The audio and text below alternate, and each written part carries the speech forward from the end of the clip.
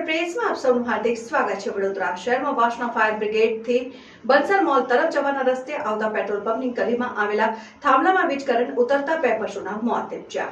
વડોદરા શહેરના Vasna fire બ્રિગેડથી Bansal mall તરફ જવાના રસ્તે આવતા પેટ્રોલ પંપની ગલીમાં આવેલા થાંભલામાં વીજ કરંટ ઉતરતા 2 પશુના મોત થયાની ઘટના સામે આવી છે।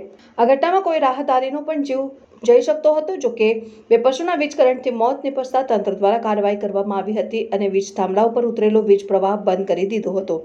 શહેરમાં પાલિકા તંત્ર પ્રી મોન્સૂન કામગીરીમાં નિષ્ફળ નીવડ્યું હોવાના પુરાવા આપતી ઘટનાઓ અવારનવાર સામે આવતી રહે છે।